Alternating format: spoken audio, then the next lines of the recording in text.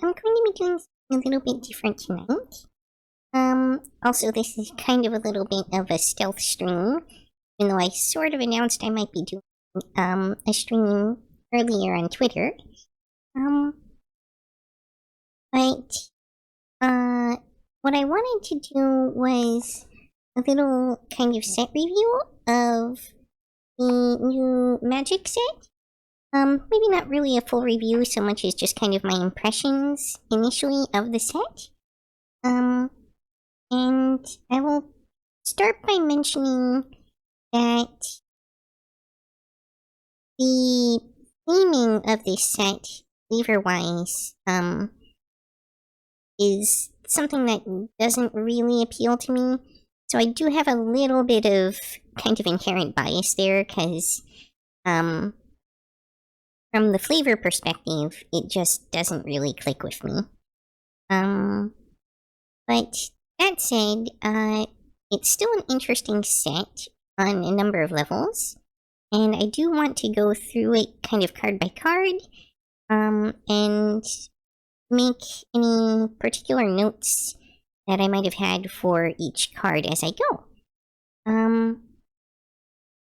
That said, I need just a moment, because I realized that one of my management windows is kind of missing on me, and I need to find it. Get off to. There we go. Alright, so, Outlaws of Thunder Junction. We're gonna go through kind of card by card, and we're going to, talk about them, and what I kind of think their, relevance and everything might be.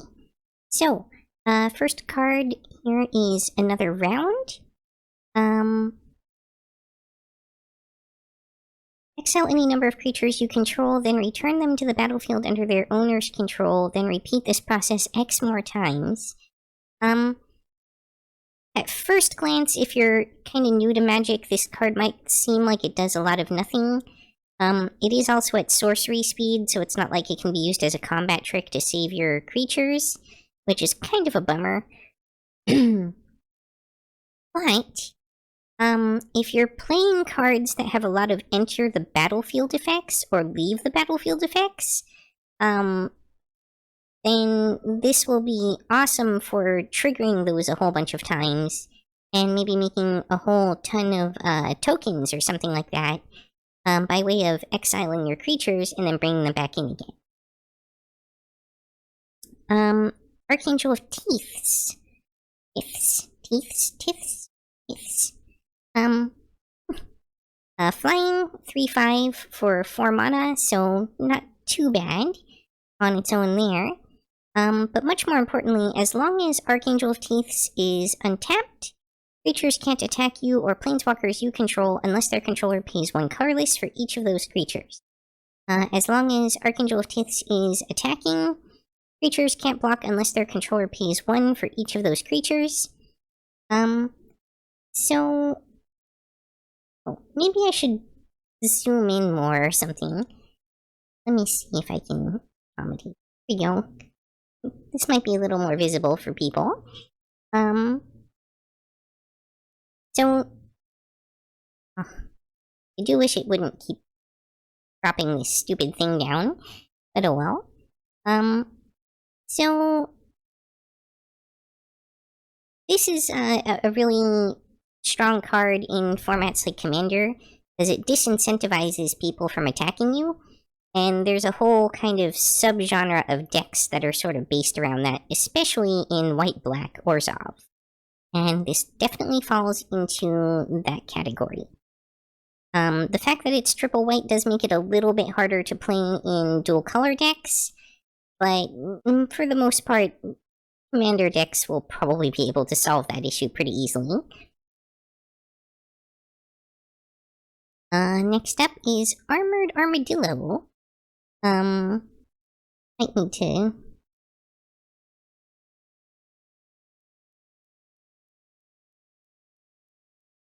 Okay, there we go. One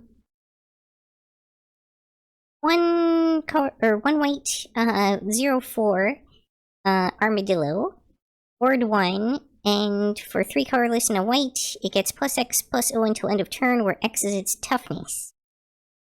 I have a hard time justifying this as a good card. There's certainly, like, weird edge cases where it could be useful, especially if you're building something with, like, that turtle that makes creatures deal damage based off of their toughness or something. But generally speaking, I mean, it's a common, you're not going to expect too much out of it. I feel like it's borderline unplayable and limited,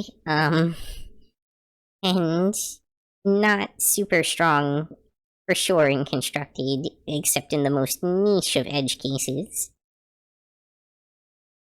Even Interrupter, Flash, Flying, 2/2 for 1 colorless, 2 white. When Even Interrupter enters the battlefield, exile target spell, it becomes plotted. Spells your opponents cast from graveyards or exile cost 2 colorless more to cast. So, it's not quite a counter spell, but it is a delay? And I mean, technically you could use it on your own spell as well to force your spell to be plotted, which is a weird use case, but I mean, I guess it would get you additional casts as, like, cast triggers, technically.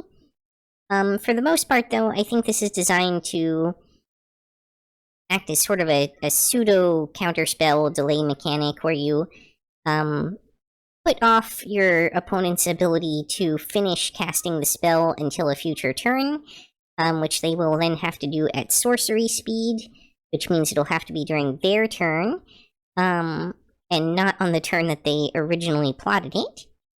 And then the additional effect on it will probably make it cost 2 more mana at the time that they go to cast it, as well as slowing down any other plotted cards or similar effects that they might be running. This is kind of designed to evoke the, like, Even Mind Sensor, I think, which was a pretty commonly played card for a while. But I think we're not likely to see a ton of use out of this. This, I feel like, is a bit more specific in its use case. Probably won't see a ton of play outside this set or, like, this constructed block. Bounding Felidar. Cat Beast Mount. Whenever Bounding Felidar attacks while saddled, put a +1/+1 counter on each other creature you control. Gain 1 life for each of those creatures. As an effect, it's not too bad, but I'm not super fond of the saddle mechanic. It's basically crew, except for creatures that already are a creature and can attack. Just to give them an additional effect. And at 5 colorless and a white, for a 4/7, I feel like this just isn't a very strong play. As much as I want to like it because it's a cat, I would have a hard time justifying running this in even my cat-themed commander deck. Bovine Intervention. So 1 colorless and a white. For an instant that destroys target artifact or creature, its controller creates a 2/2 white ox creature token. So this is kind of like a more limited version of the create a elephant 3/3 token that destroys any target permanent. I think it's any target non-land permanent. And that one sees pretty heavy play, but that's because of the sheer amount of versatility it has with its ability to take out, like, planeswalkers and stuff, too. This isn't quite as versatile, but one thing that I should note is there is a weird edge case where you might actually want to target your own stuff with it to create the 2/2 ox. If you are running the legend we will get to later, who has synergy with oxes. But yeah, for the most part, I mean, in limited, this is decent removal. I don't think we'll see a ton of play outside of limited, but you never know. There could be a few decks that might run it here and there. Okay. Bridled Bighorn. 3/4 Vigilance. For 3 colorless and 1 white, and whenever it attacks while saddled, create a 1/1 white sheep creature token. Again, not super into the saddle mechanic. It would have to do something pretty appreciable, in my mind, to really be worthwhile. And I don't think we're going to see that, especially at the common level. Claim Jumper. A 2 colorless, 1 white, 3/3 Vigilance, Rapid Mercenary. When it enters the battlefield, if an opponent controls more lands than you, you may search your library for a Plains card and put it onto the battlefield tapped. Then, if an opponent controls more lands than you, repeat this process once. If you search your library this way, shuffle. So, this is kind of in like the land tax vein of cards. I think that's the right one. There's been a few different cards printed over the years that do similar things in white. This one's reasonably solid at a 3/3 for 3 Vigilance. So we could see this being run occasionally, as kind of like catch-up, land-fixing tech in white decks.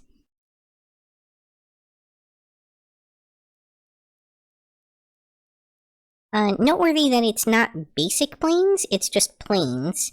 So this can actually grab you things like dual lands, or the shock lands, or any of the duels that actually say that there are planes on them.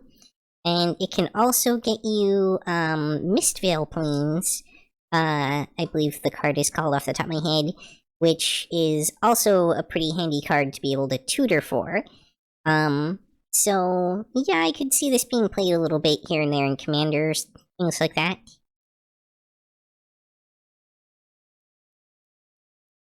Dust Animus. A 2/3 flying for 1 colorless, 1 white, which is already pretty good. If you control 5 or more untapped lands, it enters the battlefield with 2++1 counters and a lifelink counter on it. I'm just gonna go out and say that getting a potentially 4/5 flying with lifelink for 2 mana is pretty solid. I imagine this card will see some play. It also has plot, but I don't know how much the plot will really matter. It'll be relevant for, like, current use. And I guess you could plot it early on and just wait until later until you've got the amount of land that you want. But I don't see a huge advantage to that. For the most part, yeah, I mean, either way that you play it, this is a solid card. I can definitely see this being used outside of limited, even. Probably not huge use in Commander, just because it doesn't have any, like, world-breaking effects. But in more like one-on-one, non-multiplayer formats, I think we'll definitely see some play on that.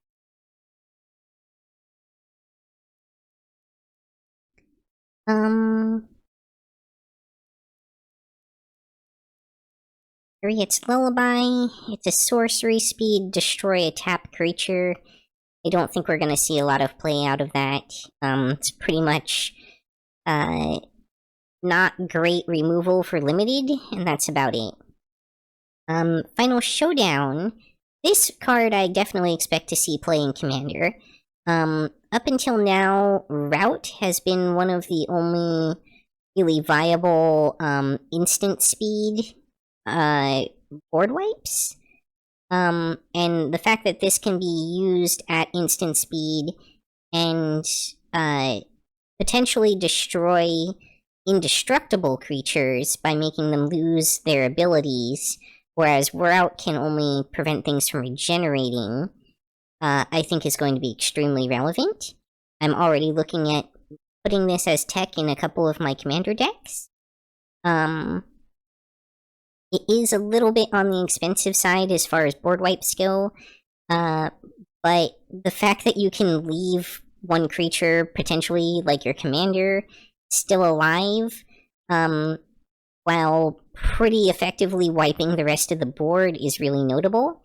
That said, mechanically, if there's an effect on the field that's granting like a continuous form of indestructible, like say Avacyn, or Avacyn's Memorial, or I think maybe even something like an equipment that's granting it as an outside source continuously, like Chain Shirt, Mithril Chain Shirt, or Mithril Shirt. I can't remember which it is, but it's Mithril Shirt, whatever it's called. Then I expect that this, even though it removes their abilities, the ability doesn't stay removed because it's being continuously granted from an outside source rather than just being a keyword on the card. But effects that are temporary until end of turn that were granted to it before this is played, or I should say before it resolves, or effects that are built into the card will be stripped by this. So it is a very handy way to get rid of things like Blightsteel Colossus or Ulamog or something like that that might be on the field.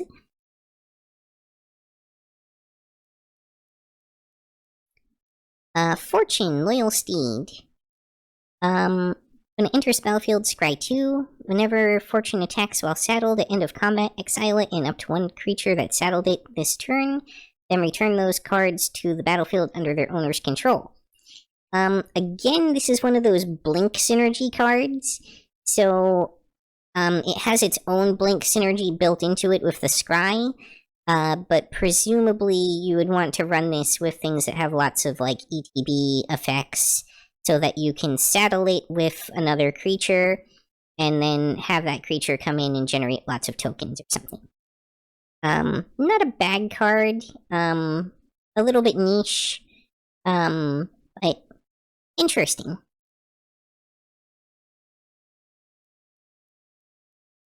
Frontier Seeker, 2/1 Human Scout for 1 colorless, 1 white. When it enters the battlefield, look at the top 5 cards of your library, may reveal a mount creature card or a plains card from among them, and put them into your hand, put the rest on the bottom of your library in a random order. I don't think we'll see this card see play really outside of this set. It's a little bit limited in its kind of scope and purpose. If you're playing a mount deck, then this might be kind of effective card advantage, but otherwise it's not a particularly strong card.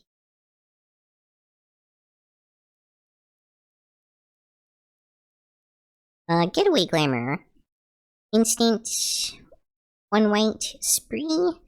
Exile target non-token creature, return it to the battlefield under its owner's control at the beginning of next end step, and destroy target creature if no other creature has greater power.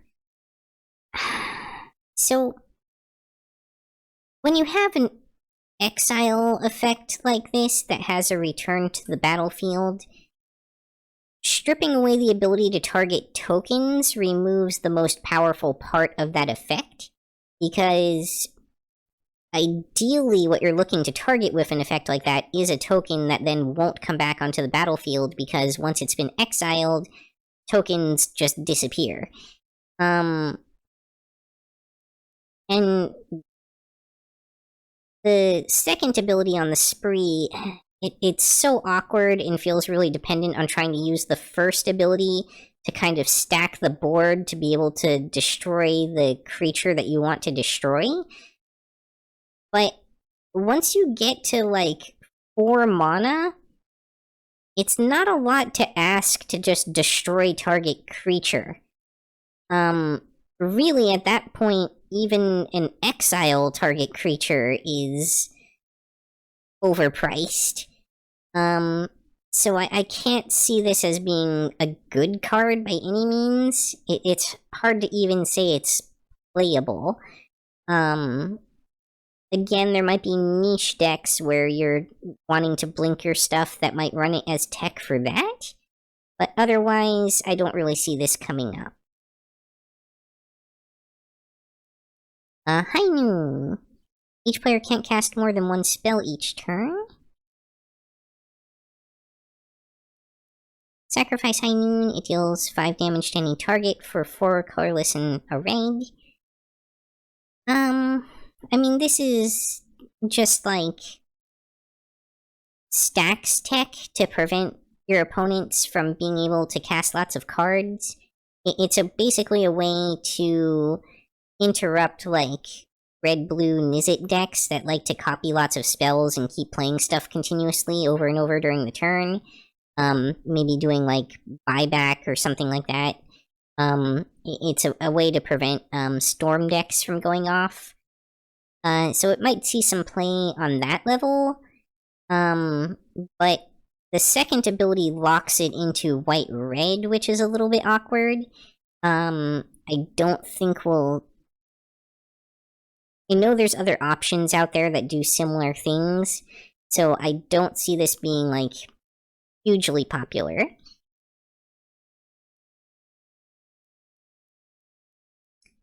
Holy cow! It's an Ox Angel, and again, it has synergy with the Ox Legend. Flash Flying, 2/2 for 2 colorless and a white. When it ETBs, gain 2 life and scry 1. It's not a bad card at common level. Certainly playable and limited. I don't think we'll see it used much outside of that, unless you happen to be, like, building a commander deck using that Ox-based commander. In the interest of time, actually, and my voice, I think I'm just gonna kind of stop on the ones that actually interest me. Because not all of these cards are actually strong or useful in any way. So forgive a little bit of silence here and there while I kind of parse through things, and decide if I want to talk about them or not. Omenport Vigilante is pretty decent for limited. Double Strike on a 2/2 for 2 is pretty relevant, even if it's conditional. And it's a condition that's not terribly hard to achieve most of the time, especially if you build around. Okay, one last job. 2 colorless and a white. Spree. Plus 2 colorless to return target creature card from your graveyard to the battlefield. Plus 1 colorless to return target mount or vehicle card from your graveyard to the battlefield. Plus 1 colorless to return target aura or equipment card from your graveyard to the battlefield. This card's a little bit niche, but I could definitely see, like, graveyard recursion sort of decks, or decks that are trying to, run a strong, like, creature and equipment sort of theme, maybe wanting to run this. And in case I didn't explain for folks how Spree works, as it says on the card here, when you play a card with Spree, you have to pay for at least 1 Spree option.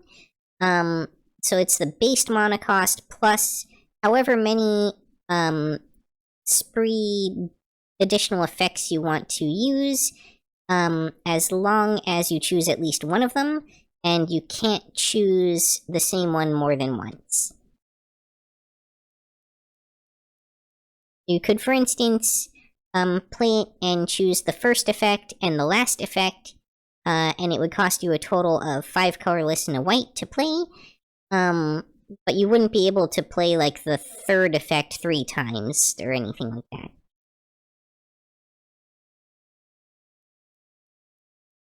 Outlaw Medic, 1 white, 1 colorless, for a 1/3 lifelink that lets you draw a card when it dies, and it's a human rogue, so it's an outlaw. and has human synergy. As far as commons go, this is a pretty strong card. Usually you like to see a little more power on your lifelinkers, but if you're looking for something that can give you a little bit of a defensive edge and provide good value because it replaces itself when it dies, this is a pretty solid choice. At least for, like, limited and those kinds of... Requisition Raid is notable because of the third spree ability, which gives you a +1/+1 counter on each creature target player controls.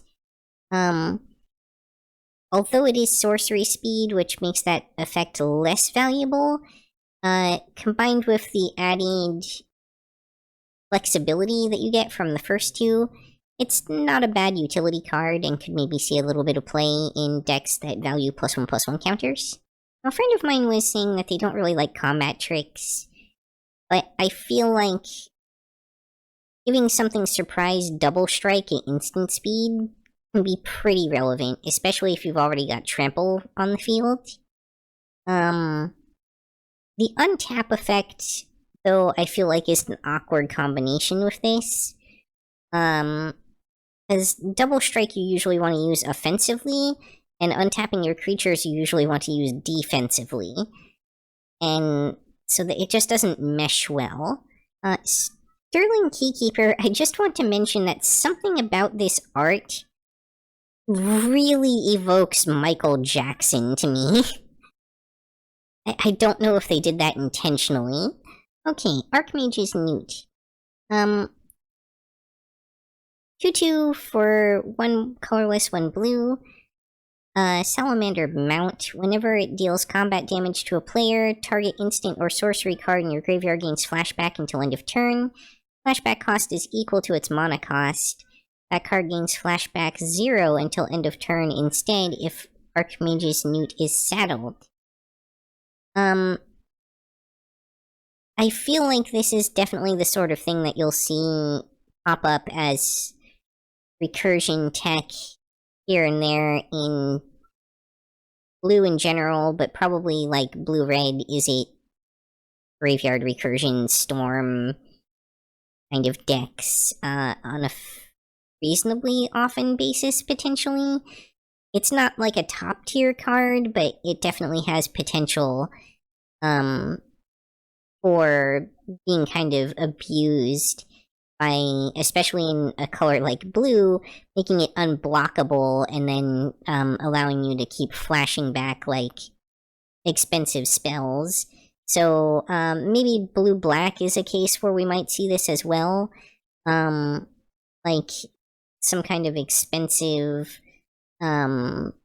sorcery that you've chucked into the graveyard using some kind of dredge or something like that you're now flashing back for 0 early game. That kind of abuse definitely comes to mind seeing this card. I'm just gonna note that flash and entering the battlefield tapped are a weird combination together. Usually one of the main points of having flash is to be able to use it as a surprise blocker. And if you can't do that because it comes in tapped, that kind of largely defeats the point of flash. It's just kind of like a really low budget haste at that point. Yeah, I can't say I really like the way that plays.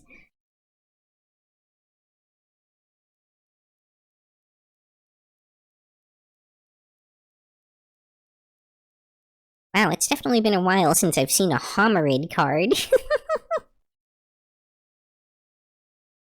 For those who don't know, Homerids used to be a fairly common creature type in the very early days of Magic.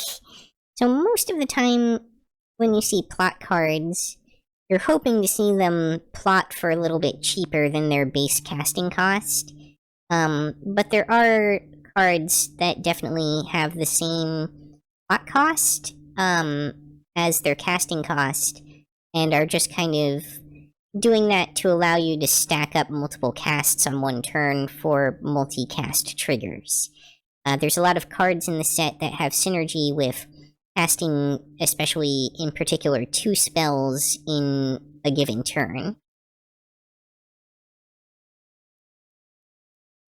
Okay, Double Down. I definitely see this seeing some play in Limited, and I've definitely included it in at least one specific niche use deck of mine for Commander already. But it is a 3-colorless, 1 blue enchantment. Whenever you cast an Outlaw spell, copy that spell. Assassins, mercenaries, pirates, rogues, and warlocks are outlaws, and copies of permanent spells become tokens. So, I'm personally using this for pirates because pirates are outlaws. But this can also be triggered by any type of changeling. And it could potentially see use in kind of heavily assassin-based decks, if you're running like blue-black. It is a little bit specific, and I'm not sure any of these really have like tribal spells that aren't creatures. But if you are happening to play something like a pirate deck, like I am, then this is a cheaper version of an existing enchantment that will allow you to get copies of your creatures.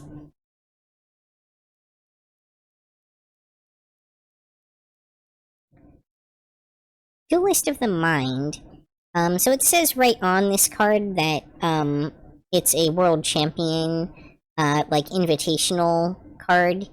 For those who don't know, if you win the Magic Worlds tournament, you're allowed to help design a card.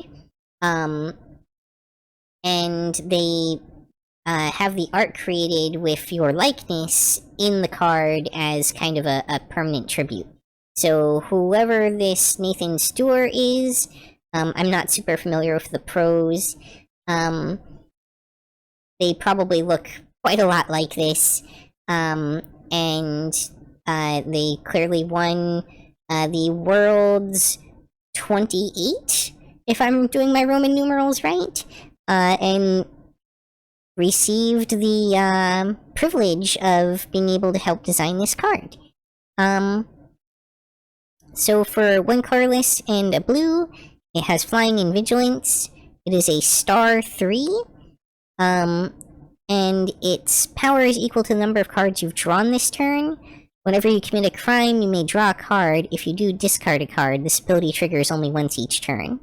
So this is definitely the sort of thing that you want to run if you're doing some kind of, like, is it storm stuff. It's low cost. It has synergy directly and indirectly with that kind of theme. It both helps you achieve it and benefits from it. So I definitely see this potentially seeing some play, especially for people who are running things like the new blue-red commander that they just came out with. Well, new blue-red legend being used as a commander, I should say. Oh, and I know I meant to say this all at the start. I know this is kind of awkward to put, like, midway through the stream. But for those who are not familiar with me, and the kind of things that I do, and especially because this is my first time doing this specific kind of, like, review thing, I wanted to point out that I am not, like, a pro player or anything like that, but I do have quite a number of years of Magic experience. I won't say how many at the risk of dating myself, but I will say that I've been playing since I was about 8 years old. And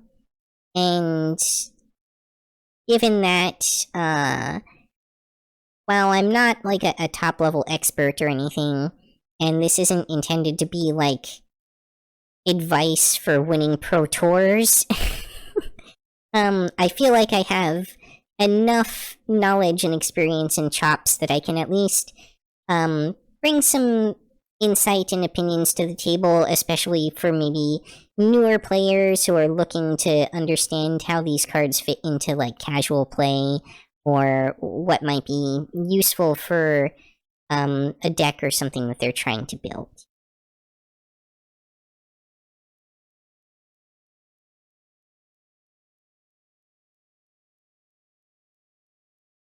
Emergent Haunting is interesting.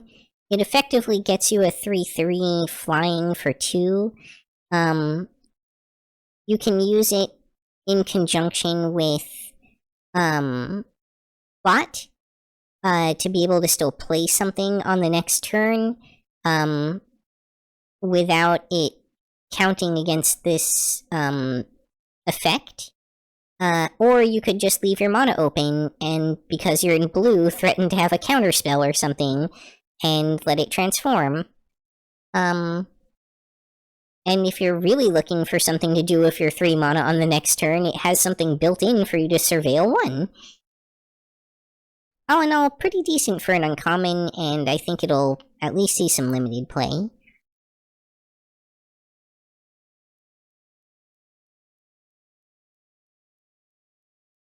Flip. Last on the range. This little guy has become something of a magic mascot over time.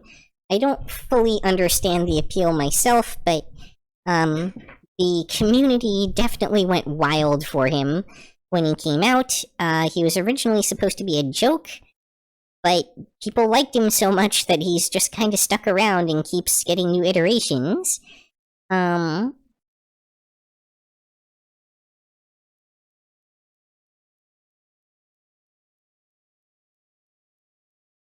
Yeah, so this kind of turns any deck into a plot deck. 1/1 for 1 colorless and 2 blue, has Ward 2 on it, so it's a little bit harder to remove, which is always nice. You may look at the top card of your library anytime, always a relevant effect for blue. Top card of your library has Plot. Plot cost is equal to its mana cost, so it's effective card advantage regardless of what's on the top of your deck. You may plot non-land cards from the top of your library. So the only thing it doesn't get you is free land, which makes it kind of the opposite of Oracle of Moldiah. But overall, still pretty cool. And, you know, anything that's free cards is always a huge advantage for blue. Also, the fact that it lets you look at the top card means that you can use it with things like Surveil, or why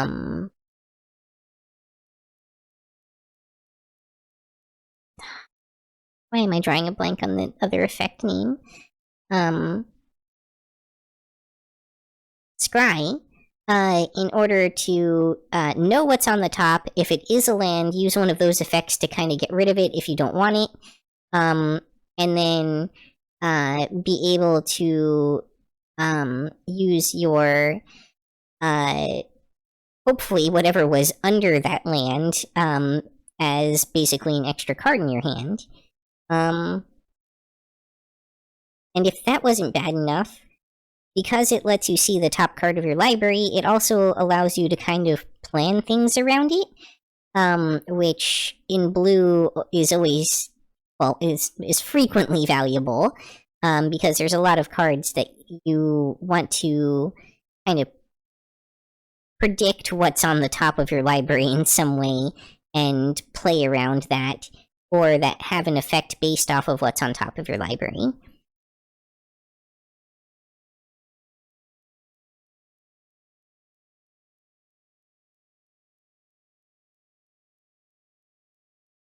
Fleeting Reflection I don't really see much of a use for.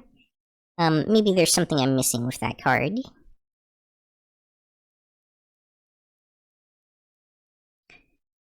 Geralf the Fleshright. Do not mispronounce that card. It is a 2/3 for 2 colorless and a blue. Whenever you cast the first spell during your turn other than your first spell that turn, whenever you cast a spell during your turn other than the first spell that turn, Create a 2/2 blue and black zombie rogue creature token. Whenever a zombie enters battlefield under your control, put a +1/+1 counter on it for each other zombie that entered the battlefield under your control this turn. So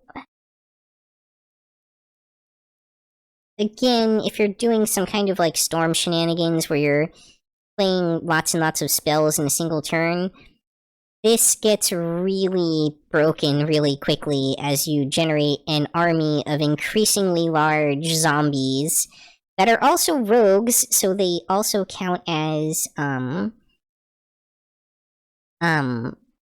outlaws and can trigger outlaw effects, which is pretty relevant set internally at least. Yeah, it's a very powerful card for 3 mana. I think we'll see this see play, probably in Constructed. We might even see, like, a commander deck based off of it at some point. I mean, I'm sure people will make one. But I feel like usually you'll want another color to support you, like red, or black. So this might not see that much play as a commander.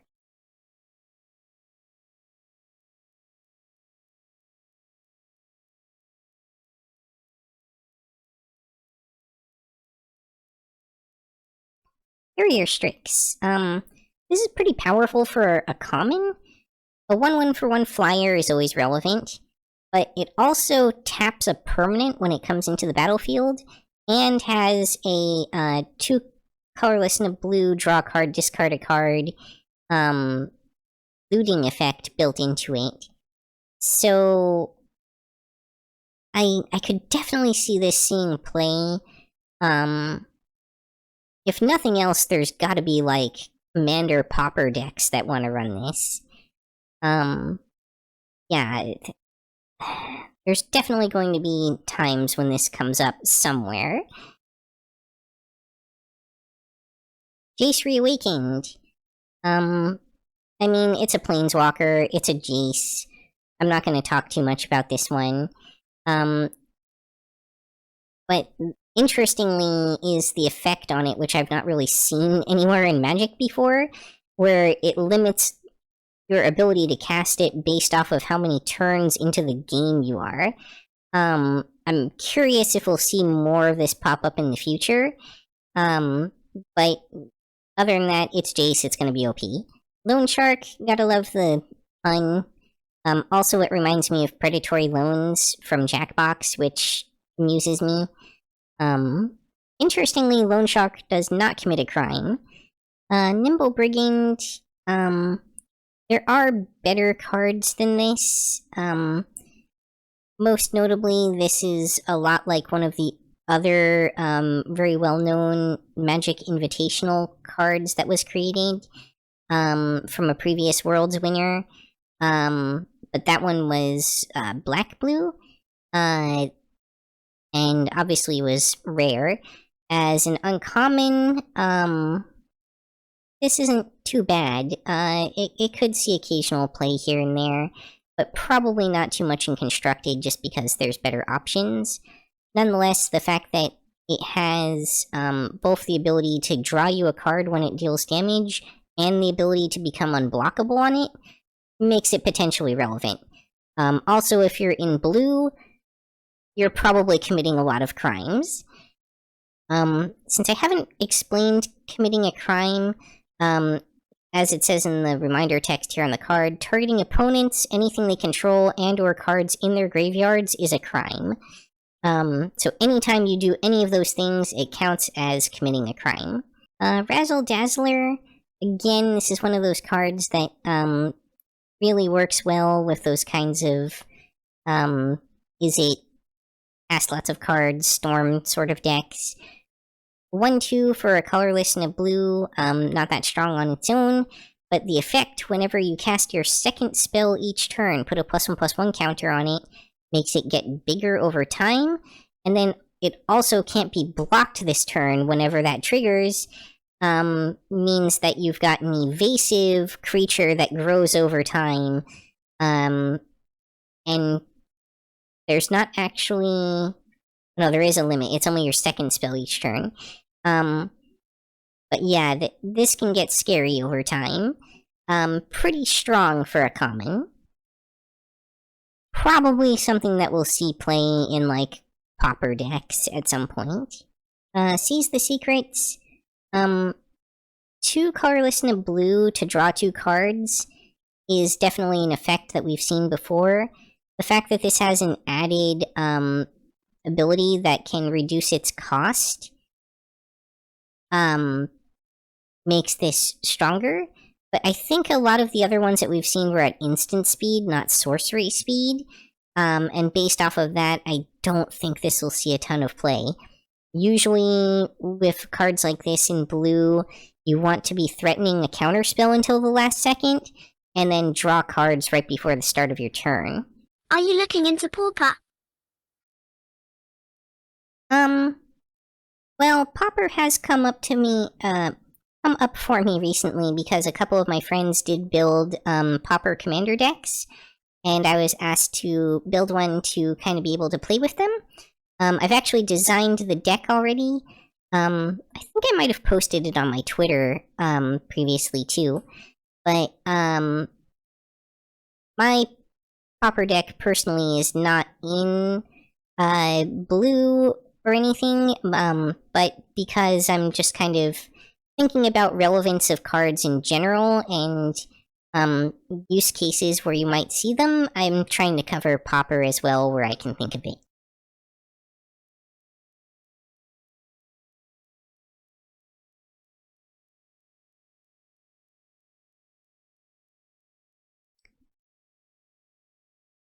So, Shifting Grift is interesting to me.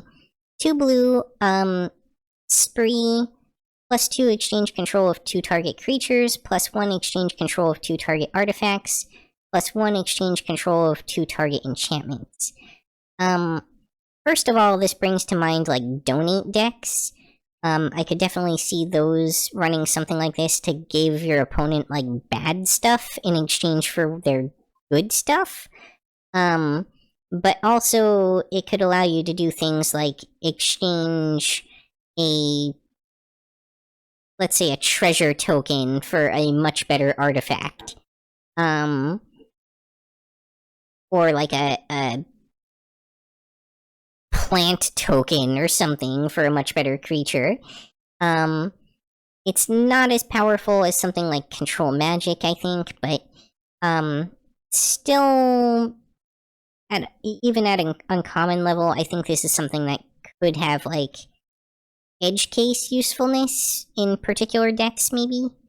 There's a deck with said theme. It's the Raven and Gambit card, not Pauper. Oh.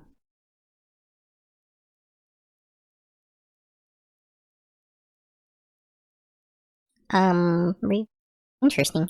So the theme is like the donate type theme, I'm thinking is what you're talking about? Giving stuff, flashback is always a popular mechanic in blue.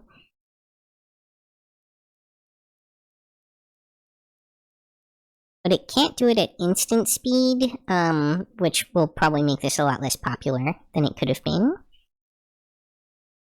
Yeah, coveted Falcon and Greed's Gambit. Ah, I see. Step Between Worlds is a weird card. I don't really fully understand the niche for this one. I think this is the kind of thing that will be used by, like, blue control just to be able to refill your hand. But the fact You that should it look gives... into Archmage Newt. Kinda Yankee, but you can easily pop off had. Oh yeah, Heartache. I think I talked about that one earlier, actually. The one that's from this set, right?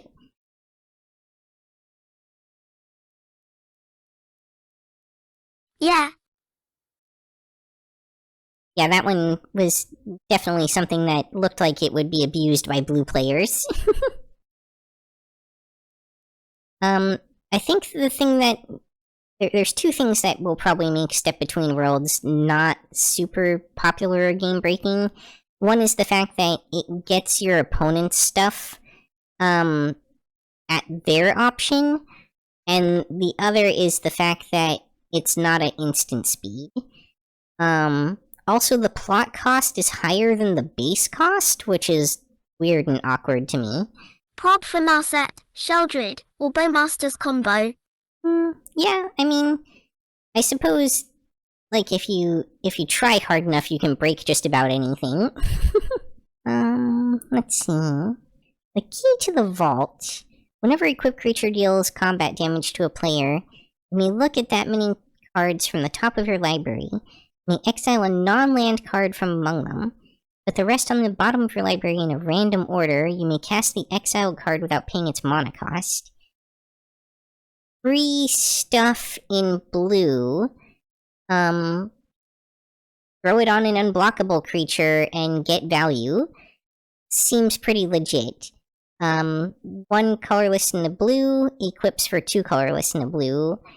The only thing is that most people who play blue don't play very creature-heavy blue. At least when you're playing blue as like a solo color. I might be kind of a weird outlier in that regard, because I don't like blue. I'm not really a blue player, so I try to play blue like it's not blue. Which I know objectively is generally the wrong way to play blue. But I could definitely see, because this works in a way that blue likes, having this see some play. So, 3 steps ahead, at the surface level, for 1 blue and spree of a colorless and a blue to counter a spell, plus 3 colorless to create a token that's a copy of target artifact or creature you control, and plus 2 colorless to draw 2 cards and discard a card. It feels like it's an expensive counterspell or an expensive loot spell, but the copying effect is pretty interesting and relevant as well, and a clone for 3 colorless and a blue is definitely worthwhile, and I think if you look at it as a counterspell that can also do other additional stuff on top of that, this is a pretty decent card. It scales with the game, so it almost seems better than Archmage's Charm. Yeah, especially when you're talking about running this in a format like Commander, where there's probably some really broken stuff for you to copy, and where you're likely to have a lot of excess mana available. I feel like this is pretty strong tech to be able to run. And then here, right after that, we have a low budget We Have Clone at Home. That comes in as a copy of a creature you control, if you want it to.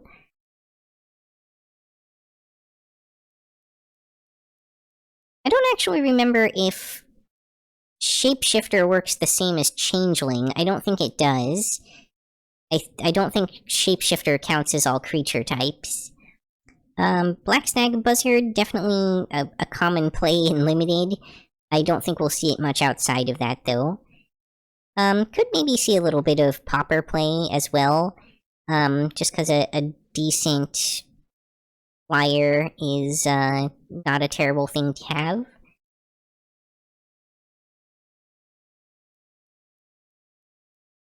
And if you look at it as a 3/2 for 2 rather than a 2/1 for 3, it can definitely be a pretty solid card, even if that is a little conditional. Alright, Forsaken Miner. 2/2 for 1 black, uncommon, skeleton rogue. It can't block, and whenever you commit a crime, you may pay 1 black. If you do, return it from your graveyard to the battlefield. This is honestly kind of a better version than a lot of the other skeletons we've seen in recent years that have like a built-in graveyard recursion effect. it can't block, which is a major drawback, but if you're looking for something that you can bring back relatively frequently to use as, like, literally a sacrificial pawn, for, like, sacrifice effects or something, then this is a pretty solid bet for that, especially if you're trying to build on a budget.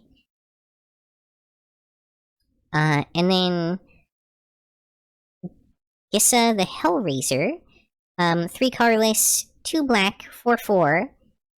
Ward of both 2 colorless and pay 2 life, which is a pretty strong ward effect.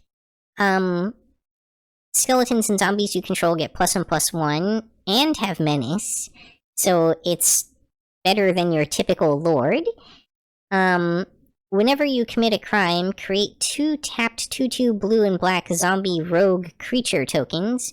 This ability triggers only once each turn. I feel like we could definitely see this being paired with Stitcher.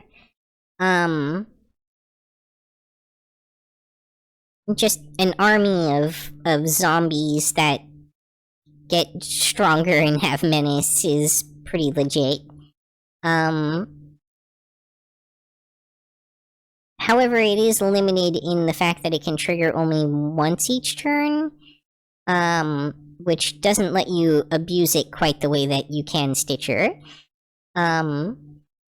Nonetheless, given its casting cost and all the effects on it, this is a pretty solid card, and I think you'll definitely see it run in decks that have some kind of skeleton or zombie tech.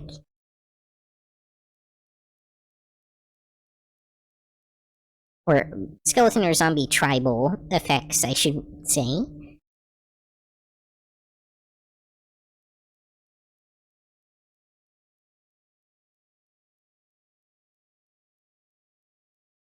Also potentially in decks that are looking to generate, again, sacrificial pawns for some reason, because it can do that somewhat reliably in black.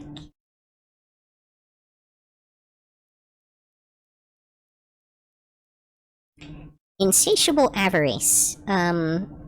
Spree card for black, +2 to search your library for a card, then shuffle and put that card on top.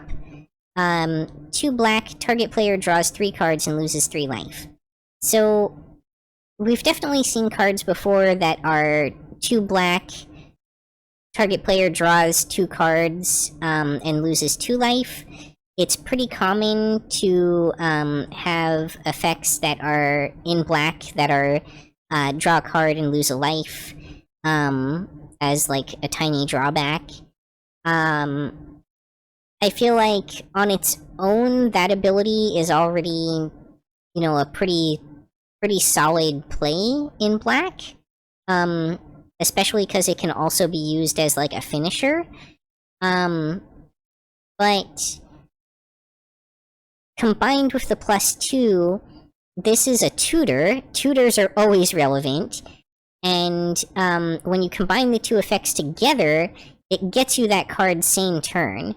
It does it kind of expensively, so unlike something like Demonic Tutor, you're probably not going to be able to play it same turn, unless this is like late game Commander. But if you're looking to have that kind of tutoring tech on a budget, for something like a Commander deck, then I can definitely see this seeing play for things like that. Whenever you commit a crime... Okay, 3/3 for 3, Human Warlock. Whenever you commit a crime... sorry, Kervek the Punisher. I should mention also that this Kervek is a name that goes way, way back in Magic, and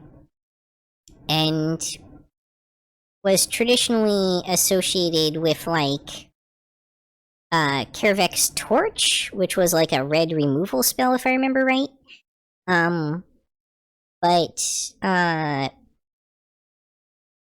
Whenever you commit a crime, exile up to 1 target black card from your graveyard and copy it. You may cast the copy. If you do, you lose 2 life. I mean, this is straight up card advantage, really. Having the card be exiled isn't always ideal in black, because you might want to try to do, like, additional recursion on it. But as just, like, a simple, straightforward recursion spell that gets you advantage, 2 life is a pretty small price to pay for that.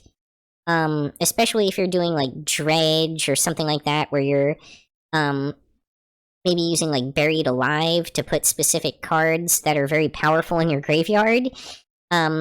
This could definitely be pretty busted. I imagine we'll see some commander decks based off of this trying to take advantage of that sort of theming as well. And in fact, Lively Dirge has something built in right here to try to, like, do that same kind of effect that I was just talking about. So in like, Standard or something, we could see those two being played together. Pitiless Carnage. 3 colorless and a black, or plot it for 1 colorless and 2 black. Sacrifice any number of permanents you control, then draw that many cards.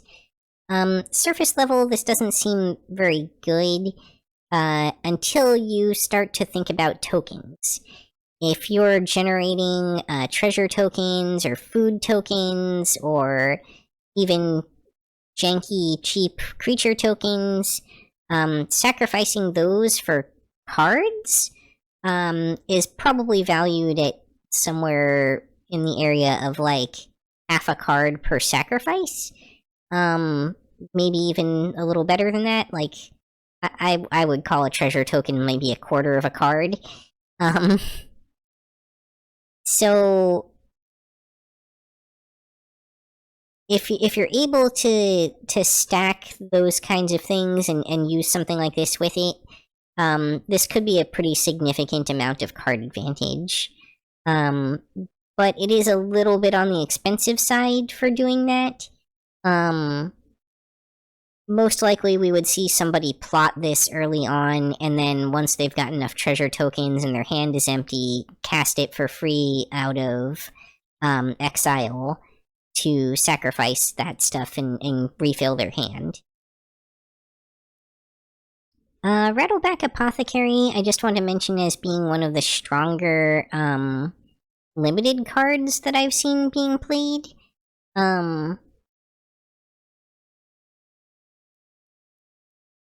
I could also see this maybe being like a Pauper commander. The Death Touch is already strong, but the ability to give stuff Menace or Lifelink is pretty flexible and pretty decent.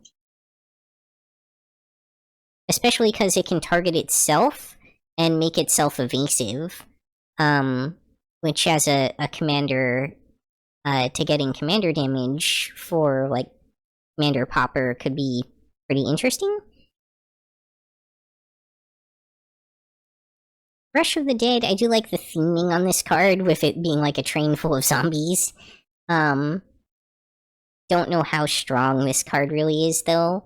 I'm sure it'll see specific use, but most of the time, for the kind of stuff this does, I would rather just run, like, Quietus Spike.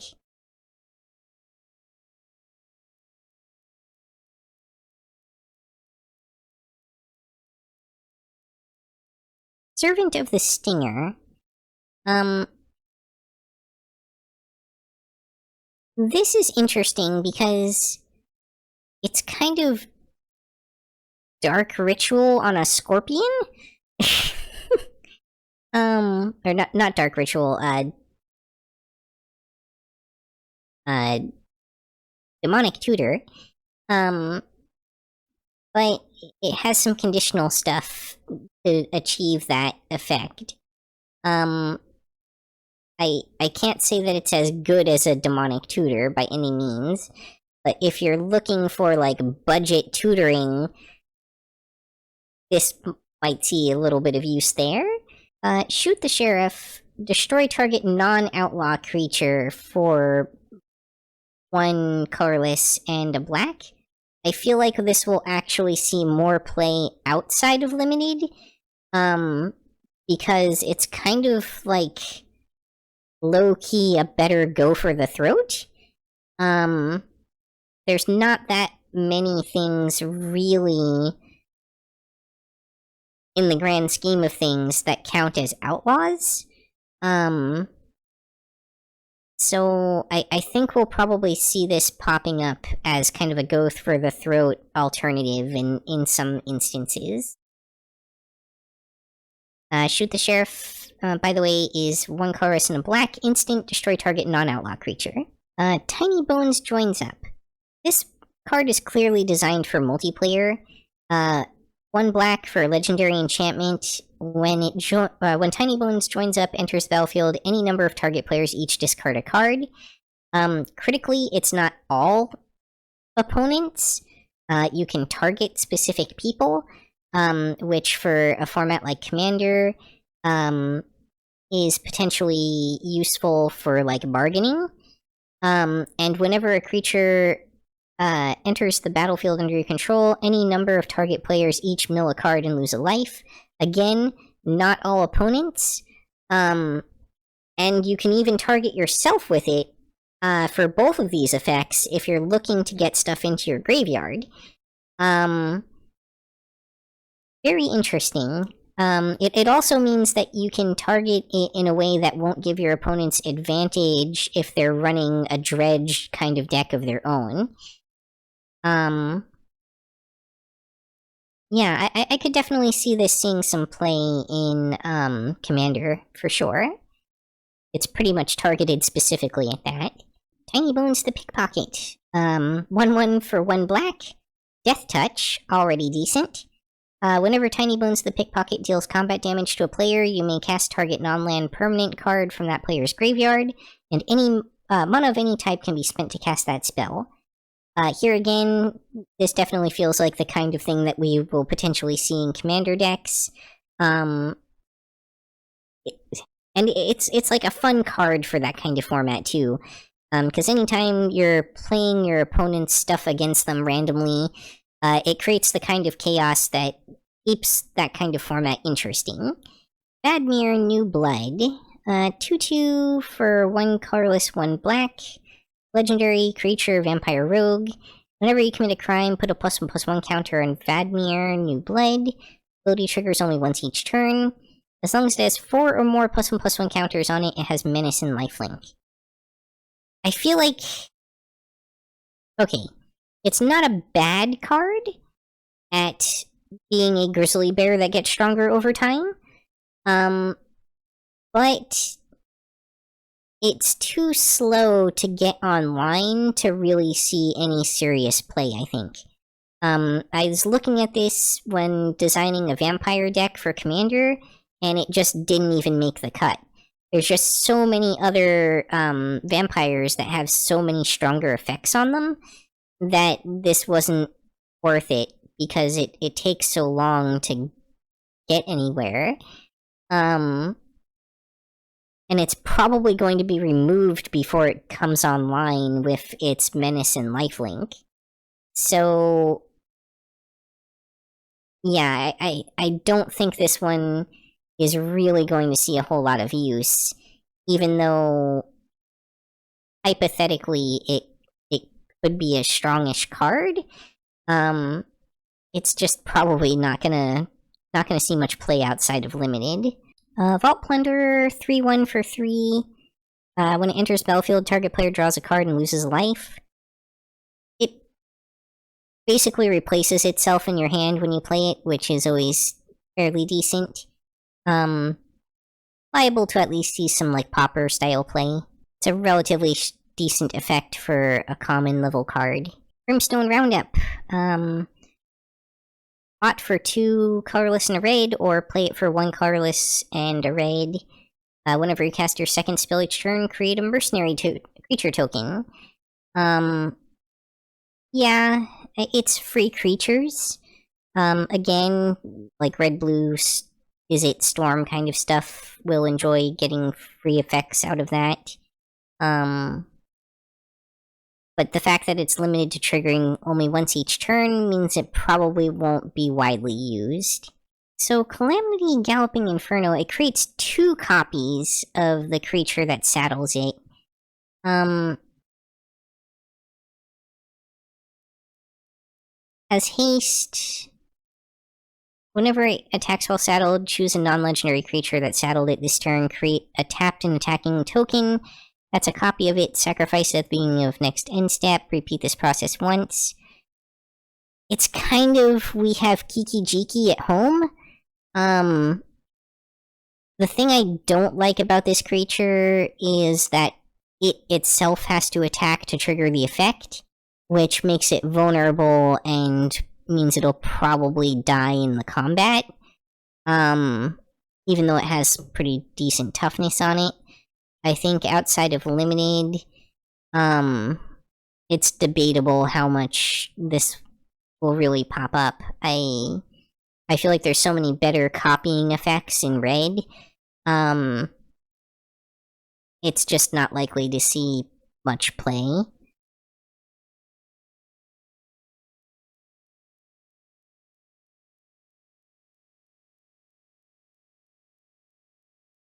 Cunning Coyote. It's the coyote side of the Roadrunner and Coyote joke in this set. It's also a 2/2 for 2 haste. And it gives something else +1/+1 in haste when it comes in. Not bad. Definitely a usable card.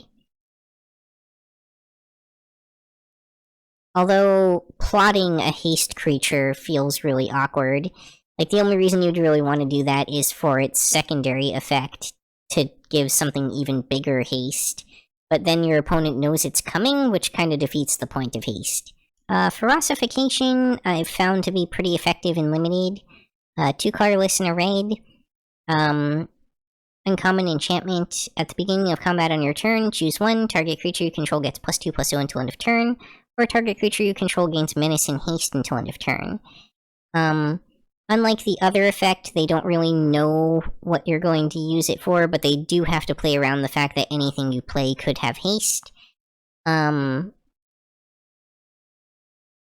Haste and menace, which means they have to keep 2 blockers open for it, which can really help keep your opponent at bay. And if they do attack into you, this kind of punishes them for it a little bit. Yeah, it's not bad. In limited, it definitely does some work. Great Train Heist. 1 red, instant spree. +2 colorless in a red, untap all creatures you control. If it's your combat phase, there's an additional combat phase after this phase. For another 2 colorless, creatures you control gain +1/+0 in first strike until end of turn. And plus a red, choose target opponent. Whenever a creature you control deals combat damage to that player this turn, create a tapped treasure token. Pretty strong finisher. A little awkward that you would have the treasure token thing on what's otherwise a finisher, but I mean, it could give you the opportunity to play, well,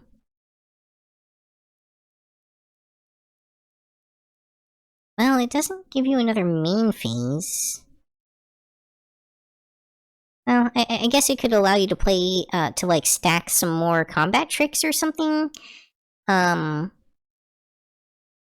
Or just give you some value if, the game doesn't end after you use this finisher.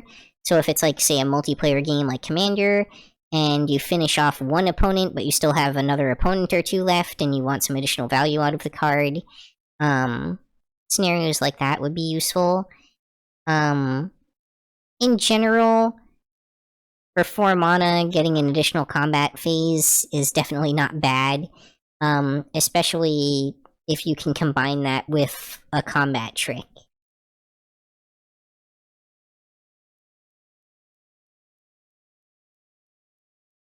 Hell to Pay. X in a raid. Deals X damage to target creature. Create a number of tapped treasure tokens equal to the amount of excess damage to that creature this way. Honestly, I see this mostly as being a treasure token generator, more so than a removal spell. The fact that it probably kills something is more of a bonus, but most of the time you probably want to be using this against a weaker creature and blowing your mana on it to create a bunch of treasure tokens in order to do something like have the win the game if you've got 20 or more artifacts effect. Or to feed into some other powerful thing on a future turn, maybe. Or even just to play an extra card on the turn that you play it. Although, if that's the case, then a little bit pointless to spend the extra mana on it, I suppose. Unless you've got some effects that trigger.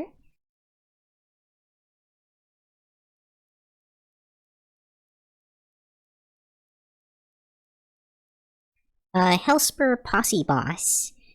Other outlaws you control have haste. 2 colorless, 2 red. Lizard Rogue rare.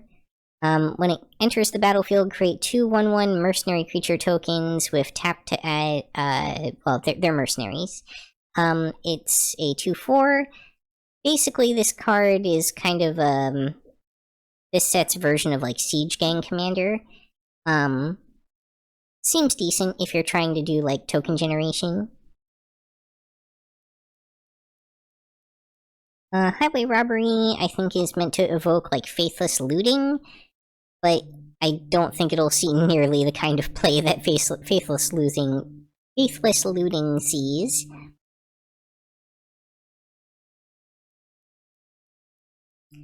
The Wolverine, not bad. It kind of replaces itself by giving you the ability to play a card from exile off the top of your library.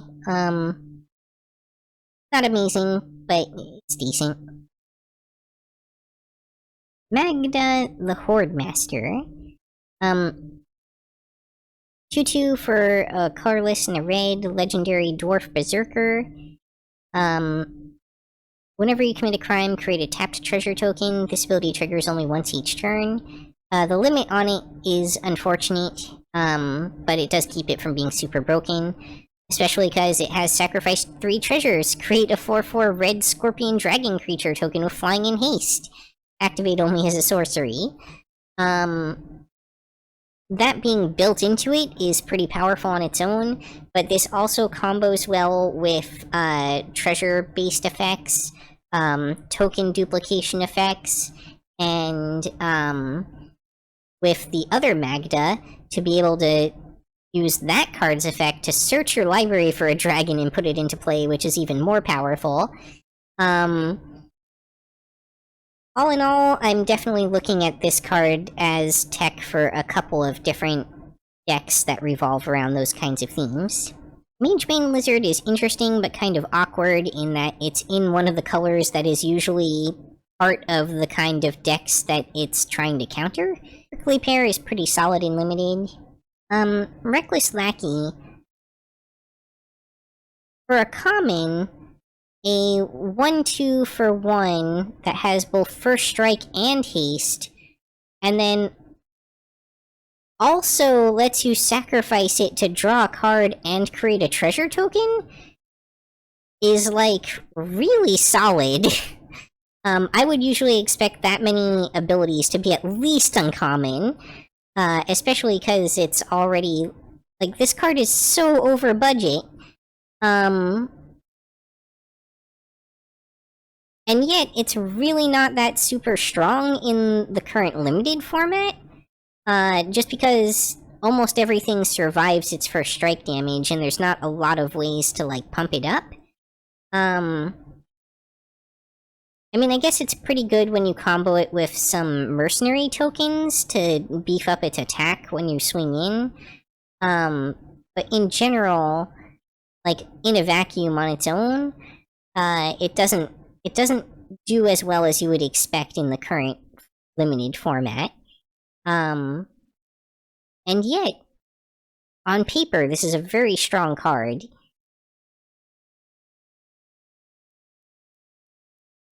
certainly could see this being played for some value in Pauper formats, potentially. Resilient Roadrunner, the other side of the Roadrunner and Coyote combo. Protection from coyotes. Ha ha ha ha.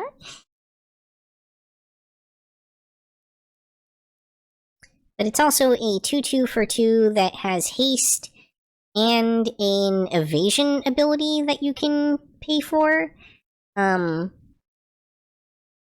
Which is potentially pretty relevant.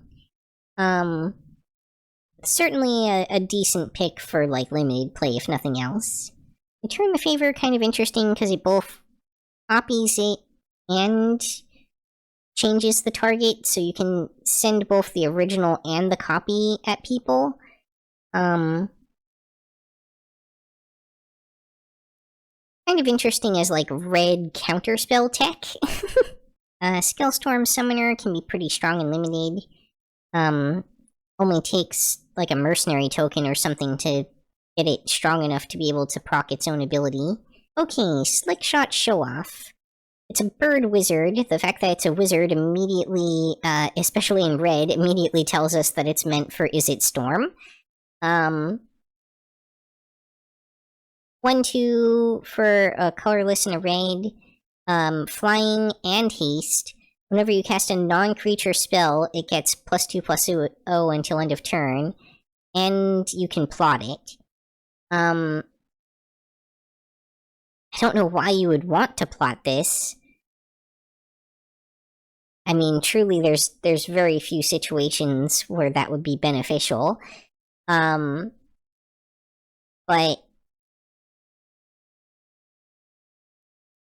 it's evasive, it has haste, and it gets huge when you cast lots of spells. It's everything that you want in a, like, red-blue deck card for that kind of, like, aggro storm strategy. Yeah, I imagine, at least at the budget level or something, this'll definitely see some play.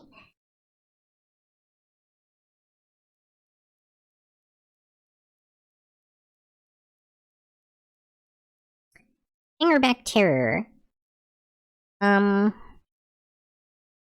This is a weird one. Flying Trample, 7/7 for 4. You can plot, and it gets -1/-1 for each card in your hand.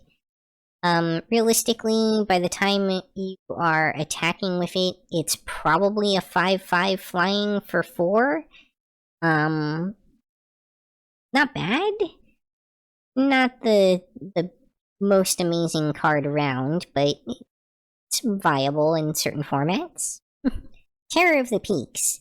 So it's a 5/4 flying for 3 colorless and 2 red. Spells your opponents cast that target Terror of the Peaks cost an additional 3 life to cast, so it's effectively got ward 3 life on it.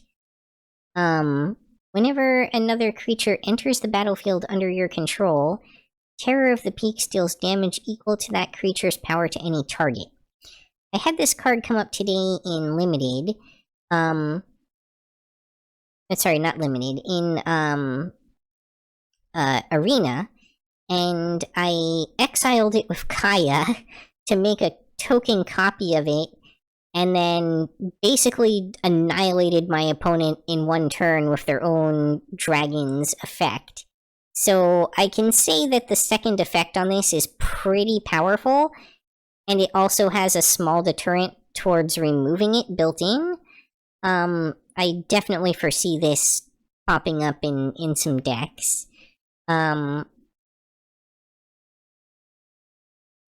Especially because if you're cloning stuff, each of the clones or tokens that come into play will also proc that effect, which can get pretty wild pretty quickly.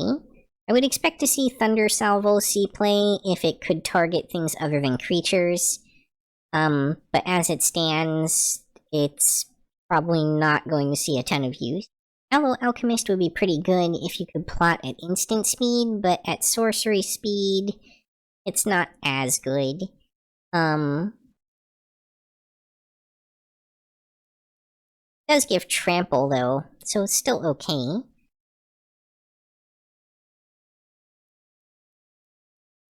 One for one death touch. It's alright.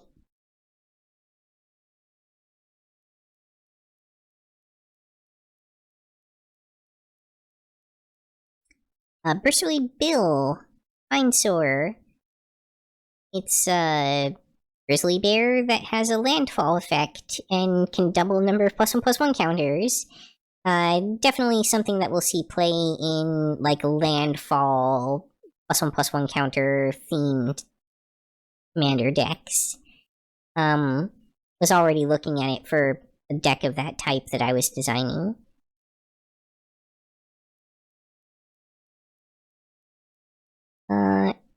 Tarantula. This is pretty decent for a common. Not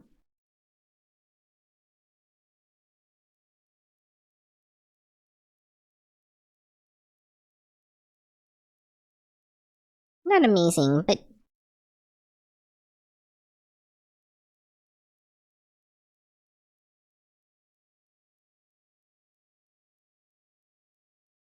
okay, Colossal Rattleworm, 6/5 for 2 colorless and 2 green. Has flash as long as you control a desert. Trample. A colorless and a green, exile it from your graveyard, search your library for a desert card, put it onto the battlefield tapped, then shuffle. I mean, the fact that it's a 6/5 trample for 4 that can potentially have flash, maybe, is already pretty timmy. This is, in terms of raw stat value, this is a pretty strong play. It just doesn't have a lot of impressive effects on top of that, so I don't know how much constructed play it will really see.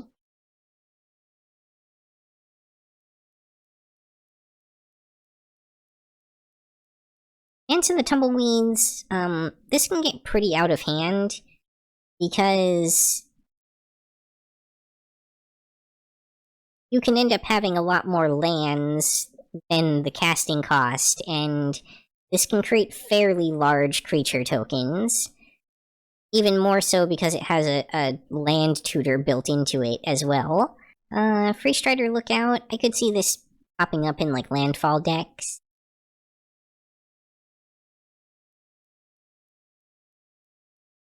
Just an extra way to get some land onto the battlefield.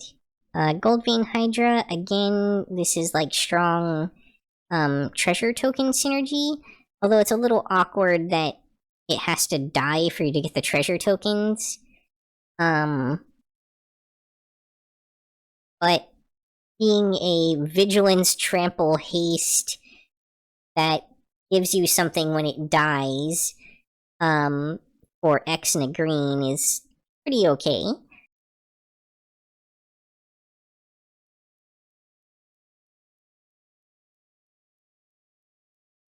I don't know what to think of Outcaster Trailblazer. Making 1 mana of any color when you ETB is a really weird effect. But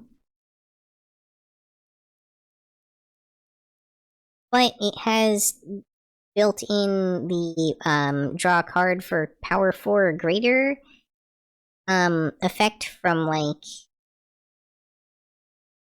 I wanted to say Kamal's Druidic Vow, that's completely wrong. Why am I drawing a blank on this card name? Must be getting really tired. Garruk's Uprising, that's the name I was looking for. The fact that it has a built-in Garruk's Uprising card drawing effect is pretty strong. Decent stats on it. Don't know really where this first ability would come up besides, like, using it to plot to accelerate something on turn 4, or to do a little bit of mana fixing. But,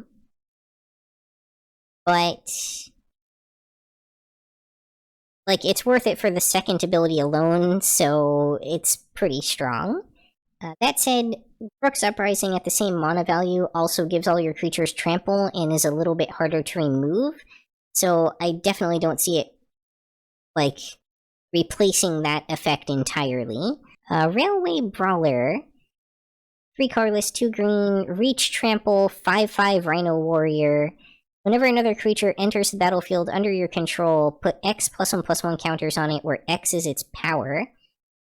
And it plots for 3 colorless and a green. Yeah, this feels like it would be worth plotting. And then you could play another card right after it on turn 5 that could benefit from its effect. And make a really big turn 5 creature. Yeah, it's solid, and I think you'll probably see play in, like, +1/+1 counter-themed decks. Cautious Entertainer, also pretty good for +1/+1 counters at, the uncommon level. Probably won't see a ton of play outside of, like, really budget commander decks or something, though. Outside of limited, that is. Sacrifice 3 tokens, effectively, put a creature card from your hand onto the battlefield. It's a great way to get something super powerful onto the battlefield. Also, this thing, Akul the Unrepentant, is a 5/5 flying trample for only 4 mana. Pretty legit. It's a legendary, so we'll probably see it show up as a commander that seeks to abuse its built-in effect to generate some cheap creature tokens and stuff, and then use this to put out some ridiculous shenanigans. Anti-Flash. I mean, literally, she has Flash. When she ETBs, return target permanent card mana value 3 or less from your graveyard to battlefield tapped. And whenever she becomes tapped, exile the top 2 cards of your library. You may play those cards this turn. 3 colorless, red, green, white for a 4/5. She's basically built from the ground up to be a commander. I'm sure she'll see some play as a commander, if nothing else. And he joins up. Legendary Enchantment for 1 colorless, red, green, white. When it enters the battlefield, deals 5 damage to target creature or planeswalker an opponent controls. 5 damage to something for 4 mana is already okay. If a triggered ability of a legendary creature you control triggers, the ability triggers an additional time. That's super relevant, especially for Commander, and obviously pairs well with Annie herself, allowing you to get a double trigger off of her becomes tapped ability.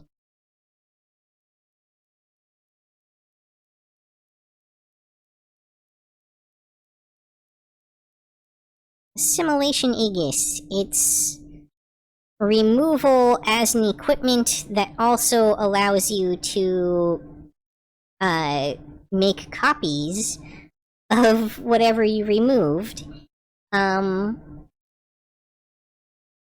Yeah, it's powerful. 1 white, 1 blue, 1 colorless. When it enters battlefield, exile up to 1 target creature until it leaves the battlefield. Whenever it becomes attached to a creature, for as long as it remains attached to it, that creature becomes a copy of a creature card exiled with it, equipped for 2. Yeah. My creature becomes your creature. One thing I do want to note about this, if you run this in Commander and you exile an opponent's commander, they can return it to the command zone, and then you won't be able to copy their commander, because this only functions with things that are still in exile. So, once they return it to the command zone from exile, it's no longer a legal target to copy. Bonnie Paul Clearcutter. 6/5 for 3 colorless, green, 2 blue. Reach. When it enters the battlefield, create View, a legendary blue ox creature token. This creature's power and toughness are each equal to the number of lands you control. Whenever you attack, draw a card, then you may put a land card from your hand or graveyard onto the battlefield. I don't know how much we'll see this played in constructed formats, but in limited, this thing is an absolute beast, and just steamrolled me when I saw it played. Breach is the Blast Maker. Definitely something I'm looking at for my my pirate deck. It is a 1 colorless, 1 blue, 1 red, menace, 3/3. So it's already an evasive 3/3 for 3. Whenever you cast your second spell each turn, you may sacrifice an artifact, so it has a little bit of, like, treasure token synergy kind of stuff there. If you do flip a coin, when you win the flip, copy that spell. You may choose new targets for the copy. When you lose the flip, Breaches the Blastmaker deals damage equal to that spell's mana value to any target.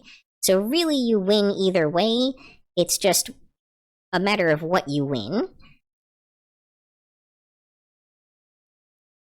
Bruce Taro, Roving Rancher. This is that Ox synergy guy I was talking about earlier. Ox and you control of Double Strike. When it ETBs or attacks, exile the top card of your library. If it's a land, create a 2/2 Ox token. Otherwise, you may cast it until end of your next turn. All very relevant abilities, and works well with someone like Annie.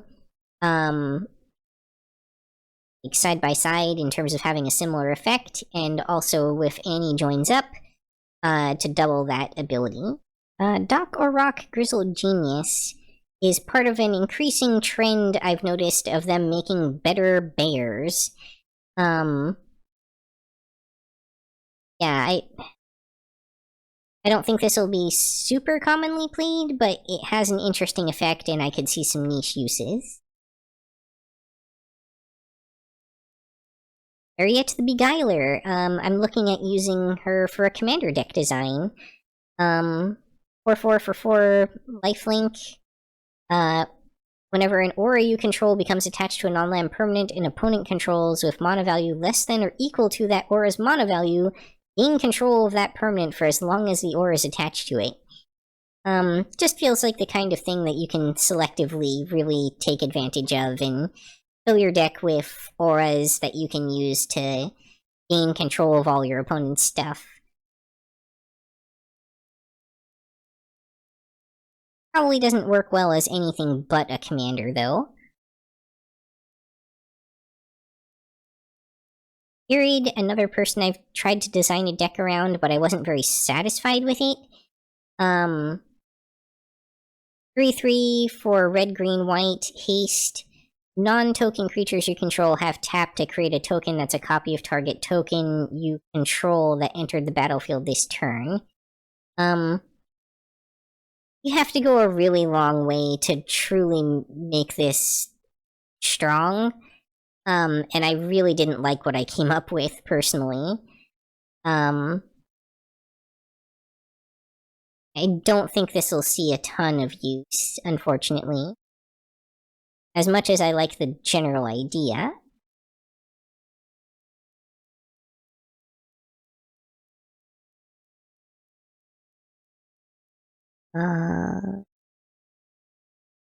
Jolene has some potential treasure deck synergy. Handball, Profiteering Mayor, definitely feels like the kind of thing that you want in Orzhov, which for those who don't know is red-black guild. Whenever one or more tokens enter the battlefield under your opponent's control, for each of them, create a tapped token that's a copy of it. This ability triggers only once each turn. Gets you free stuff if your opponents are making tokens. Also good if you're making tokens for your opponent to get copies of them. Whenever one or more tokens enter the battlefield under your control, each opponent loses 1 life and you gain 1 life. Yeah, that second part especially is very relevant in Orzhov. Make a bunch of spirit tokens, make all of your opponents lose life, and you gain life. Sounds good. Ellen joins up. I mean, it's got a trigger that gives +1/+1 counters to all your creatures. Seems abusable in Commander. Ellen the Kid. Green, white, blue, flying lifelink 3/3. Whenever you cast a spell from anywhere other than your hand, you may cast a permanent spell with equal or lesser mana value from your hand without paying its mana cost. If you don't, you may put a land card from your hand onto the battlefield. Given that this card is in blue, and it means it'll work with stuff like Flashback, yeah, I can definitely see this seeing some play. But probably mostly as a commander.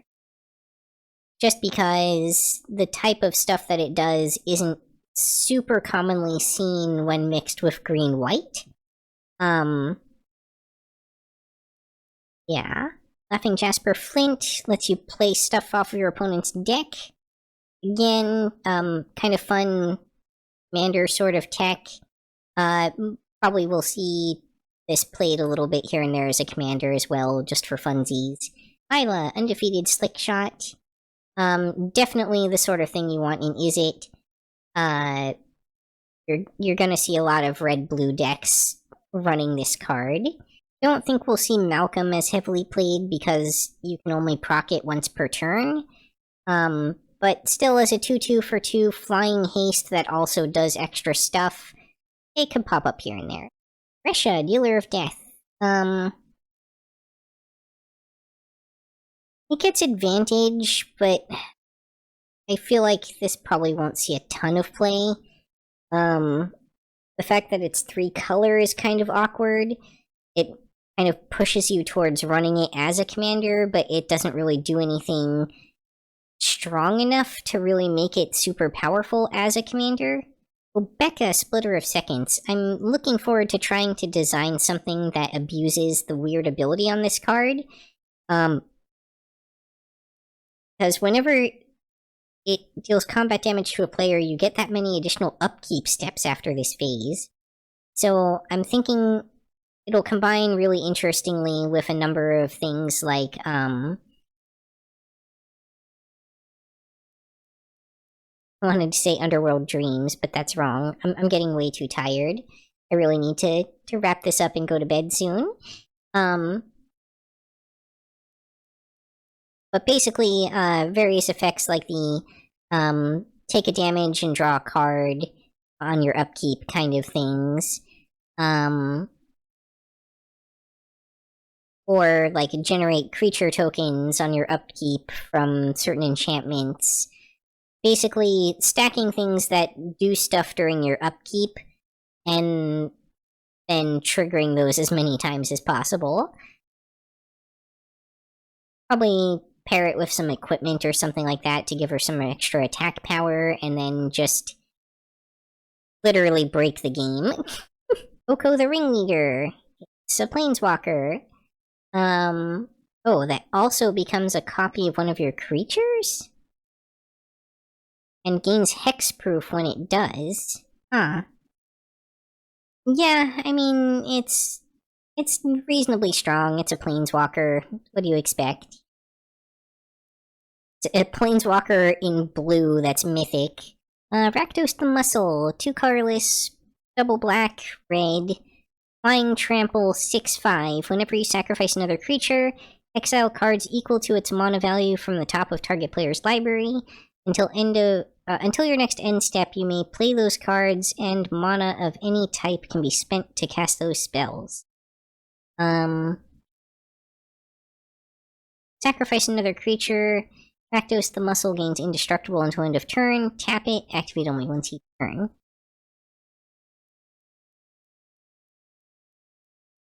So it can steal stuff off your opponent's deck or let you mill your own deck for stuff. Well, not mill exactly, but has a built-in sacrifice outlet on it. I imagine we'll probably see this pop up as a commander with like Grave Pact themes, where when your stuff dies, your opponents also have to sacrifice creatures. a lot of these multicolor legends are basically just designed to be commanders these days. Riku of Many Paths, I don't know. It feels a little bit too specific in its niche, because of its dependency on modal spells. I don't see it seeing a lot of use in the immediate future. Maybe if they release more spree kind of mechanics in the next couple of sets, it'll start to pick up, though. Roxanne, Starfall Savant, one of my favorite cards from the set, and something that I built a deck designed a deck I'm very excited to build around. 3 colorless, red-green, legendary creature, cat druid, 4/3. Whenever Roxanne, Starfall Savant enters the battlefield or attacks, create a tapped, colorless artifact token named Meteorite. When Meteorite enters the battlefield, it deals 2 damage to any target, and tap to add 1 mana of any color. Whenever you tap an artifact token for mana, add 1 mana of any type that artifact token produced. Yeah, I definitely set her up as a commander. I didn't notice that the meteorites come in tapped, which kind of puts a damper on things, but she's still really strong, and finding clever ways to kill people with meteors just seems like a whole lot of fun to me. Or rather, it was a whole lot of fun because I already designed the deck. Available through my Twitter. You can get the link, or my Discord. The link to my Archidect post for it is in both those locations. I don't think this Selvala will see a lot of play. I mean, I guess it does get you free 1/1s every time you cast a creature, but it's just not as strong as the other Selvalas. I don't think we'll see a ton of use out of it in Constructed. Okay, Seraphic Steed. 2/2 First Strike Lifelink for 2 is pretty good on its own. The fact that it also can create 3/3 Angel tokens is kind of icing on the cake. Unfortunately, you have to saddle 4 for that, which is kind of pricey. Especially since by the time you can saddle 4, this thing is probably going to die when it attacks. Unless you can find some way of beefing it up. But, yeah, interesting.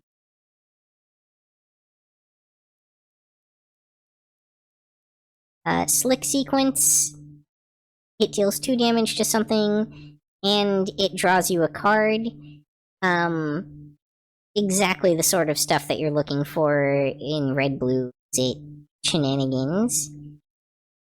Tai Joaquin, I feel like she's not actually very good. She's hard to use, and just don't get all that much benefit out of her for how difficult she is to maneuver. Hitrog Monster... I'm sure there's ways that you can abuse this effect.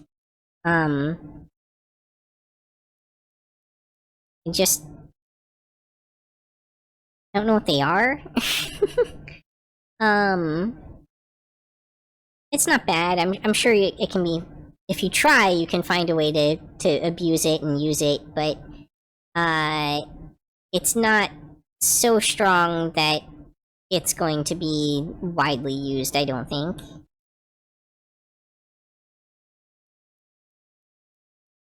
Vial Smasher, this thing proved pretty strong and limited.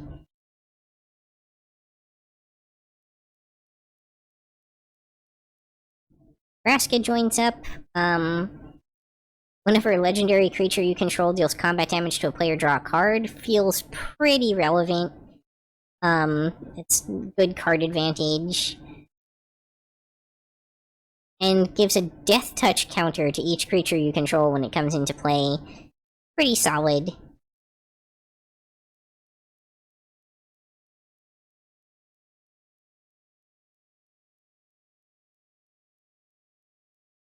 Vraska herself. 3/3 for 3 death touch. Whenever a non-token creature an opponent controls dies, you may pay a colorless. If you do, return that card to the battlefield under your control. It's a treasure artifact with tap sacrifices artifact, add 1 mana of any color, and it loses all other card types.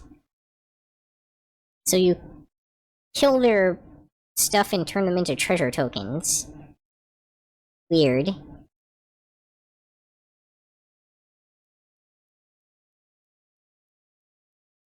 It has some relevance for, like, keeping cards out of people's graveyards and stuff, and it...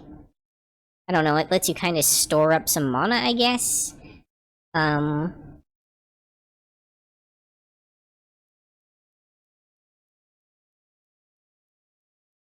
This thing seems stupidly difficult to use.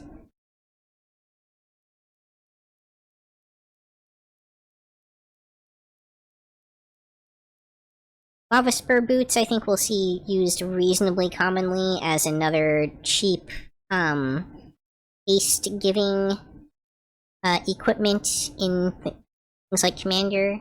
That's something about the state of the world when you've got a mobile homestead.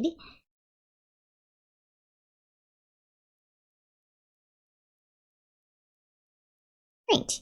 I think that's all the cards that were, like, really super relevant or interesting. I did skip, some of the special stuff that's only, available either in, like, the Commander release or, as, like, a promo or part of the breaking news, like, list cards. Because those aren't typically new cards that come from the set and are mostly reprints. So didn't feel like talking about those as much because they're not new. Yeah, so I hope everybody enjoyed this. Weird little departure from the usual stream. And I'm gonna go ahead and find somebody to read and call it a night, because my voice is now shot after 2 hours of talking, and I really need some sleep. It is way past my bedtime, and I have work in the morning. So, we are going to read,